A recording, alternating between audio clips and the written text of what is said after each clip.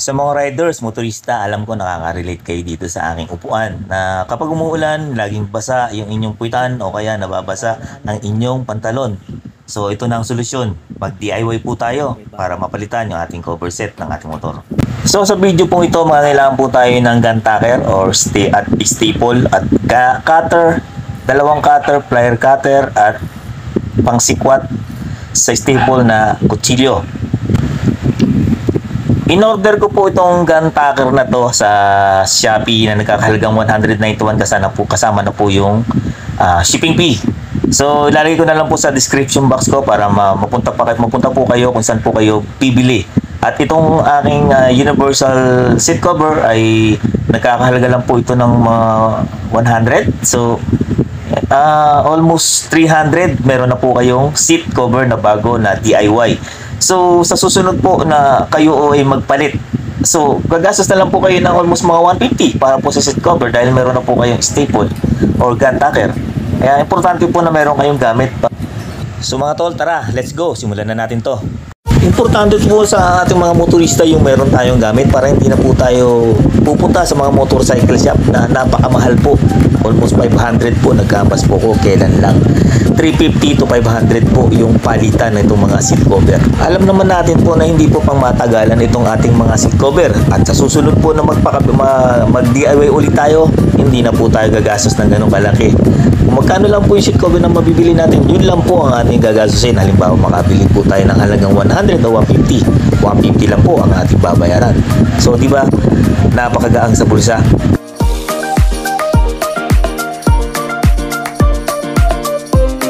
Kailangan dito mahabang pasensya. Kung gusto nyo makatipid, gano'n na lang po yung gawin nyo. Makakapamili pa po kayo ng design. So, kayang-kaya naman po natin gawin to kung meron lang po talagang gamit. Kaya nagpursige po akong bumili ng gun tacker para sa mga susunod na araw at magkaroon man ng problema kung magalusan, makamutan ng pusa. Hindi na tayo problema pumunta ng motorcycle parts. At least meron na tayong mga gamit. Paano palitan yung ating mga seat cover. Siya nga pala mga lodi, mga tol, sasamantalin ko na po itong pagkakataon na to. Kung bago pa lang po kayo sa aking channel at napadaan kayo, baka naman pakisubscribe naman po ng aking YouTube channel ang Buhay Driver Joe TV. At pakipindot na rin po ang bell button para updated kayo sa aking mga video na gagawin. So, good luck po. Simulan na natin to. Sa wakas, natapos din.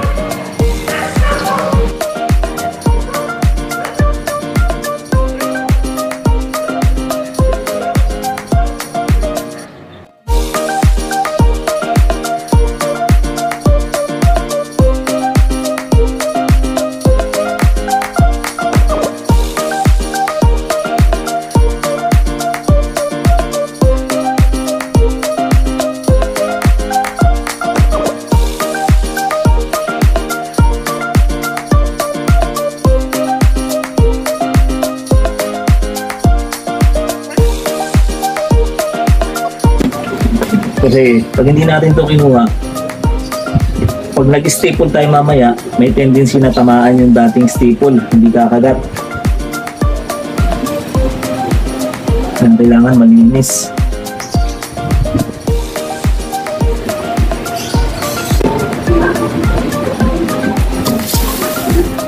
Ito yung trash bag, plastic.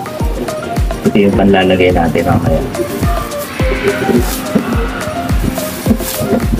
Kahit basa po yung pong wala tayong, pero kung wala pong pasok sana bukas, ibibilad po muna natin yung pong na yan para talagang tuyong tuyo. Kaso katulad po ngayon nag-uulan, no choice, kinabukasan bukas may pasok na po tayo kaya hindi natin magagawang patuyuin pa to.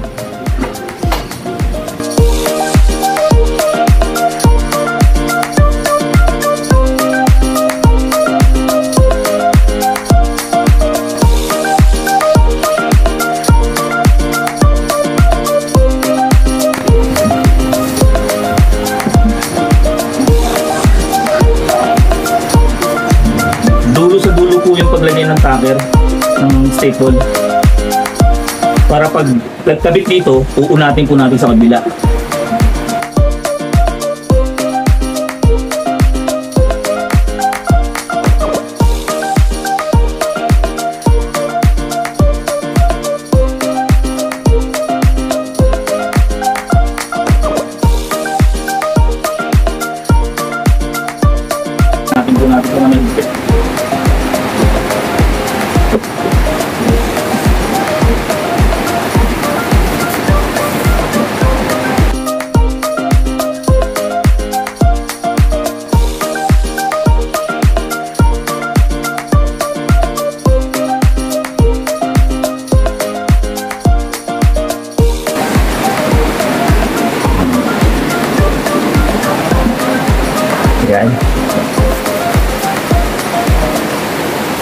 Natin naman po natin ito. Itong pinaka-bewang niya.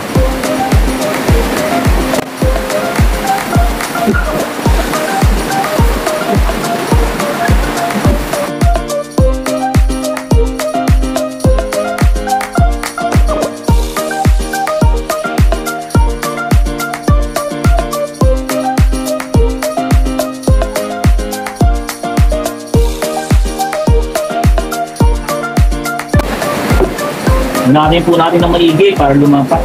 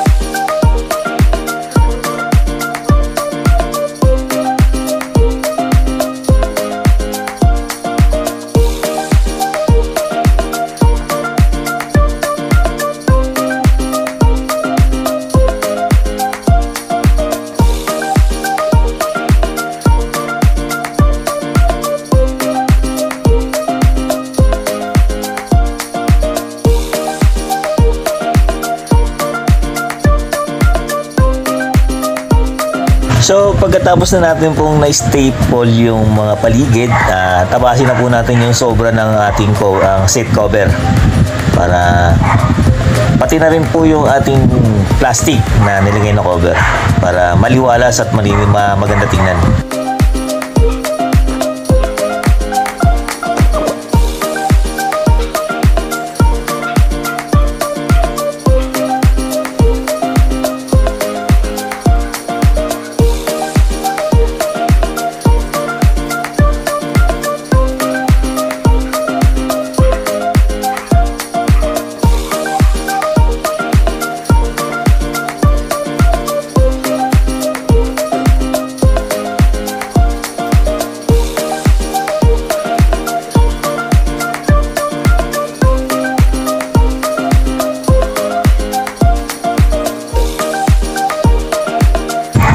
Double check na rin po natin yung mga may puwang o kaya may medyo nakaangat na seat cover sa may mga gilid para sigurado pong hindi siya papasukin po ng tubig.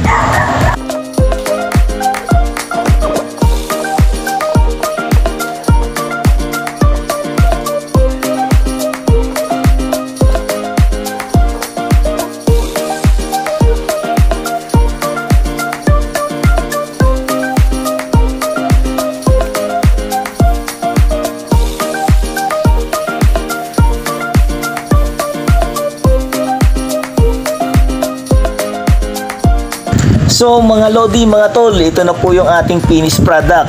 At least naremedyohan na rin po natin yung problema natin itong tag-ulan na pinapasok po yung ating tubig, yung ating seat cover at perwisyo po sa ating biyahe dahil nababasa po yung ating pantalon kapag umuulan dahil pinapasok po na tubig ang ating seat cover.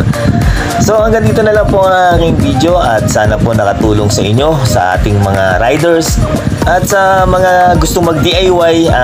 Sinare ko lang po itong video dahil po para din po makamenos tayo sa gastos So, sana po kung nagustuhan niyo po ng aking video, paki-subscribe naman po ng aking YouTube channel.